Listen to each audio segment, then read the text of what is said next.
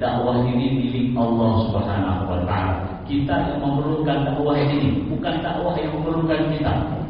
Dan Allah Subhanahu wa Ta'ala akan menjaga dakwah ini.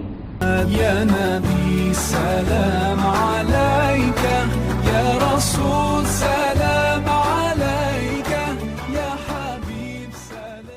Bapak Ibu jamaah Masjid Rawdatul Aliyin yang dimuliakan Allah Subhanahu wa Ta'ala, marilah kita bersyukur bersama-sama dengan mengucapkan alhamdulillah. Segala puji dan syukur hanya milik Allah Subhanahu wa Ta'ala yang memberikan kita kemudahan untuk melaksanakan ibadah dan amal-amal yang baik, dan semoga Allah Subhanahu wa Ta'ala memberikan kita istiqomah untuk melaksanakan amalan-amalan soleh. Amin ya rabbal alamin. Salam kita diberikan kepada Nabi besar Muhammad sallallahu alaihi wasallam. Allahumma shalli wa sallim ala sayyidina Muhammad. Bapak Ibu jamaah Masjid Rawdatul Aliyin yang dimuliakan oleh Allah Subhanahu wa Ta'ala, melanjutkan kajian sirah Nabi besar Muhammad sallallahu alaihi wasallam yang bisa kita simpulkan dengan ungkapan kemarahan kepada kebenaran akan menyebarluaskan kebenaran tersebut. Bapak Ibu yang dimuliakan Allah Subhanahu wa Ta'ala, terakhir ada usaha daripada kaum kafir Quraisy untuk merusak reputasi Nabi besar Muhammad sallallahu alaihi wasallam dengan mengatakan tukang sihir, dengan mengatakan dukun, dengan mengatakan orang gila, dan dengan mengatakan yang lain yang sifatnya ini semua adalah merusak nama baik Nabi besar Muhammad sallallahu alaihi wasallam. Itu yang diinginkan oleh orang kafir, baik dulu juga sekarang. Kemarahan terhadap kebenaran ini tidak akan mematikan kebenaran tersebut. Bahkan akan kita lihat kebenaran tersebut akan banyak orang yang mencarinya dan memeluknya. Iman al-Asdi yang minggu lalu saya sampaikan datang kepada Rasulullah dan akhirnya beriman kepada Rasulullah SAW karena ada berita bahwasanya Muhammad adalah orang gila.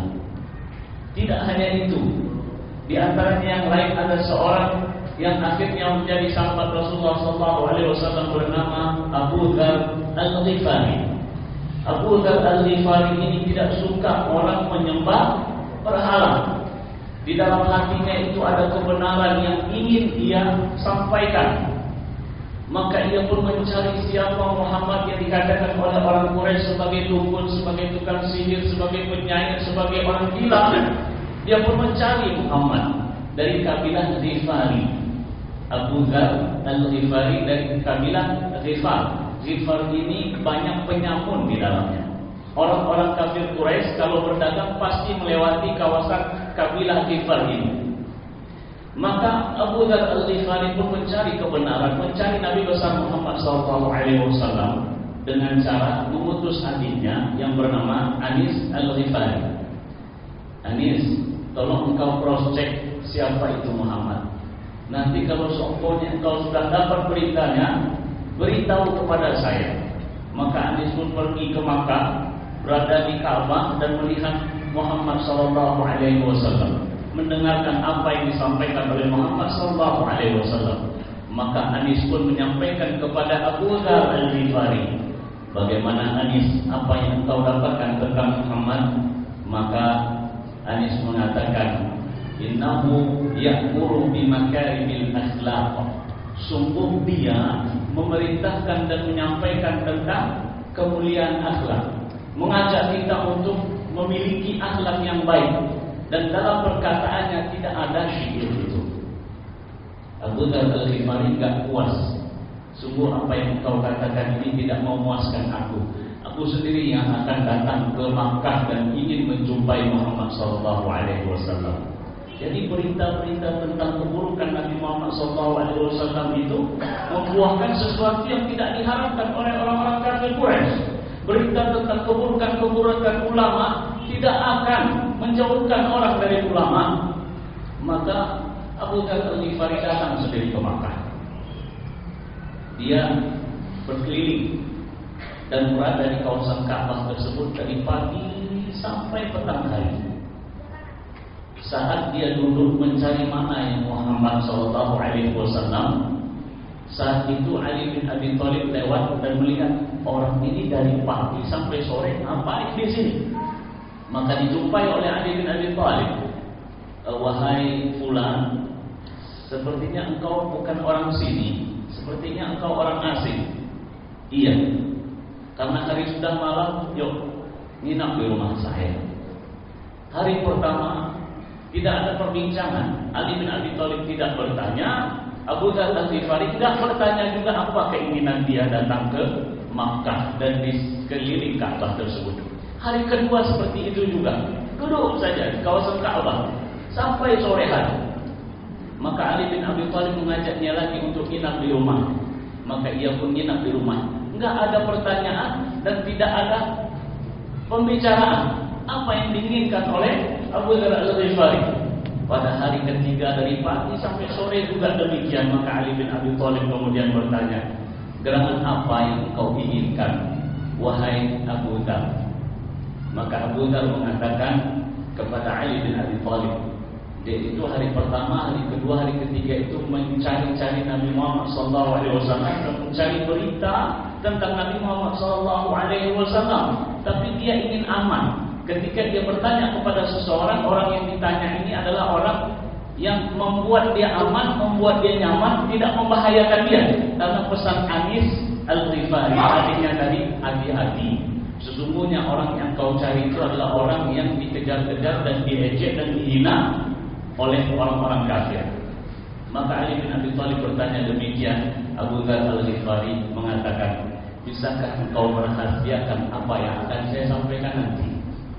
Bisa. Maka Abu Dzar mengatakan, saya ingin jumpa dengan Muhammad yang dikatakan oleh orang-orang kafir dia itu adalah yang empat tadi itu, gila, tukang sihir, penyair, dukun. Saya ingin berjumpa dengan dia. Ali bin Abi Thalib, suasana memang suasana orang-orang kafir benci terhadap Islam, benci kepada Rasulullah, benci kepada orang yang masuk Islam. Maka perlu keamanan. Jangan sampai nanti celaka. Maka Ali bin Abi Thalib memberikan cara. Nanti kalau saya masuk, engkau masuk di belakang saya. Tapi kalau kira-kira ada orang-orang yang sepertinya membahayakan, aku akan berdiri di satu tempat yang pura-pura lah aku itu membersihkan sendal atau sepatumu. Itu bertanda pergi engkau, jangan dekati aku. Subhanallah. Jadi sudah ada cara. Berarti posisi untuk menjumpai Nabi Muhammad SAW itu sepertinya posisi yang membahayakan. Dan memang seperti itu. Makanya Al-Imam Ali bin Abi Thalib menyampaikan seperti itu. Jika saya masuk nanti, masuk kemana? Ke Darul Arqam bin Abil Arqam. Engkau masuk di belakang saya. Tetapi kalau ada orang-orang kira-kira yang mengikuti kita, membahayakan kita, saya tidak nyaman dengan dia, ya saya akan bersandar di sebuah tembok, ya saya akan menyiram air atau bagaimana, itu tandanya engkau pergi. Maka diikuti oleh Abu Dzar Al-Ghifari. Sampailah Abu Dzar Al-Ghifari bersama Ali bin Abi Thalib di Darul Arqam bin Abil Arqam dan berjumpa dengan Nabi besar Muhammad SAW. Terlepas keinginan dan harapan daripada Abu Dzar Al-Ghifari ketika menjumpai Nabi Muhammad SAW. Kita tentunya merindukan apa yang dijumpai oleh Abu Dzar Al-Ghifari, Rasulullah SAW. Begitu Pak ya. Kalau Abu Dzar Al-Ghifari berjumpa dengan Nabi besar Muhammad SAW, kita juga sepertinya ingin berjumpa dengan wajah Nabi besar Muhammad SAW. Saat itu Abu Dzar Al-Ghifari langsung mengucapkan asyhadu an la ilaha illallah wa asyhadu anna Muhammadar Rasulullah. Usaha kaum kafir Quraisy untuk merusak reputasi Nabi Muhammad SAW tidak berfungsi. Bahkan datang orang yang datang kepada Nabi besar Muhammad SAW dan mengucapkan syahadat. Abu Dzar Al-Ghifari dipesan oleh Rasulullah, pulanglah engkau ke kampung engkau dan rahasiakan apa yang engkau katakan. Jangan sampai ucapan Rasulullah ini bukan ijab, bukan perintah mewajibkan, tetapi bentuk sayang kepada Abu Dzar. Jangan sampai ia sampaikan ungkapan tersebut di hadapan kaum kafir Quraisy sehingga dia akan berada dalam posisi bahaya, dia akan dipukul nantinya. Maka ketika Rasulullah menyampaikan seperti itu, rahasiakan dan pulanglah engkau ke tempat engkau, ke kampung engkau, sehingga jika nanti kemenangan pada Islam, pada kita, maka datanglah. Namun Abu Dzar Al-Ghifari ini orangnya berani dan orangnya kuat. Wahai Rasulullah, saya akan teriak mengucapkan syahadah di depan kaum kafir Quraisy. Rasulullah tidak melarang, silakan. Maka Abu Dzar Al-Ghifari di kawasan Ka'bah berteriak di hadapan orang-orang kafir Quraisy, asyhadu an la ilaha illallah wa asyhadu anna Muhammadar Rasulullah. Kira-kira diapakan oleh orang Quraisy? Asyhadu an la ilaha illallah wa asyhadu anna Muhammadar Rasulullah. Orang-orang Quraisy mendengar, ini orang berani. Didatangi oleh orang-orang Quraisy, dipukul sampai jatuh darah dari mukanya, menetes darah dari mukanya. Datanglah Abbas bin Abdul Muttalib membela dan mendekati badan Abu Dzar Al-Ghifari untuk melerai apa yang dilakukan oleh kaum kafir Quraisy ini dengan mengatakan, tahukah kalian siapa ini? Dia adalah Abu Dzar Al-Ghifari dari kabilah Ghifar. Ghifar adalah kabilah yang kalian pasti lewat di situ jika kalian melakukan perdagangan. Kalau kalian lewat dan melakukan hal ini kepada Abu Dzar Al-Ghifari, kalian nanti akan dibahayakan juga di sana. Maka orang-orang Quraisy pun menepis. Berhenti sampai di situ, Pak? Enggak. Kekuatan asyhadu an la ilaha illallah wa asyhadu anna Muhammadar Rasulullah, kekuatan keimanan Abu Dzar Al-Ghifari ini membuat dia mengulangi lagi besok. Jadi besok juga di kawasan Ka'bah dia sampaikan asyhadu an la ilaha illallah wa asyhadu anna Muhammadar Rasulullah. Kenapa ulangi?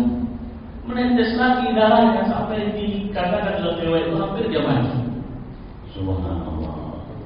Keimanan seseorang membuat dia berani dan tidak takut akan apa yang dia hadapi. Maka kalau kita melihat para ulama, kita sendiri ini, kalau sudah komitmen dengan Islam, kita insya Allah kita tidak takut kecuali hanya kepada Allah Subhanahu wa Ta'ala. Abu Dzar Al-Ghifari masuk Islam dengan mental yang sangat kuat. Tapi dalam sebuah riwayat disampaikan bahwasanya Abu Dzar Al-Ghifari pernah menyampaikan kepada Rasulullah SAW untuk satu kepemimpinan, untuk menjadikan dia pemimpin. Namun Rasulullah SAW mengatakan, sesungguhnya engkau dhaif lemah dalam kepemimpinan, tetapi dalam berdakwah terhadap kaumnya sangat luar biasa. Sebelum hijrah 50% daripada kabilah Ghifar masuk Islam. Sesudah hijrah 50%-nya lagi masuk Islam. Seluruh kabilah Ghifar ini masuk Islam atas usaha dakwah daripada seorang yang bernama Abu Dzar Al-Ghifari yang masuk Islam saat Nabi Muhammad SAW diburu-burukan. Jadi kalau ada kita ini umat Islam yang diburu-burukan, jangan takut, karena Islam ini milik Allah Subhanahu wa Ta'ala. Dakwah ini milik Allah Subhanahu wa Ta'ala. Kita yang memerlukan dakwah ini, bukan dakwah yang memerlukan kita. Dan Allah Subhanahu wa Ta'ala akan menjaga dakwah ini. Jikalau banyak sekarang ulama yang diusahakan untuk sesuatu yang kita melihat kondisi umat Islam sekarang, kita jangan khawatir. Tetap kita dengan kekuatan iman kita kepada Allah Subhanahu wa Ta'ala. Bapak Ibu sekalian yang dimuliakan Allah Subhanahu wa Ta'ala, banyak orang-orang yang masuk Islam saat disampaikan bahwasanya Nabi Muhammad SAW tidak tukang sihir, penyair dan dukun. Dan ini adalah salah satu usaha daripada kaum kafir Quraisy untuk menghadang dakwah Rasulullah SAW. Kita teruskan? Cukup ya? Cukup insyaAllah. Dan minggu depan kita akan melihat apa usaha daripada kaum kafir Quraisy. Metode selanjutnya, metode pertama menjauhkan Ali bin Abi Thalib dan menjauhkan pamannya Abu Thalib daripada Rasulullah SAW. Usaha yang kedua adalah merusak reputasi Nabi besar Muhammad SAW. Bahasa sekarang itu adalah pembunuhan karakter, ya, pembunuhan karakter. Dan usaha yang ketiga, insya Allah minggu depan kita akan melihat bukan hanya pada perkataan tentang Nabi Muhammad, tetapi pada fisik Nabi Muhammad SAW. Pada fisik Rasulullah, apa yang akan dilakukan oleh kaum kafir Quraisy. Dengan izin Allah Subhanahu Wa Taala, kita akan bertemu minggu depan dalam waktu dan hari yang sama. Kepada Bapak Ibu sekalian, saya mohon maaf, dan kepada Allah kita semua minta ampun. Wabillahi taufiq wal hidayah. Wassalamualaikum warahmatullahi wabarakatuh.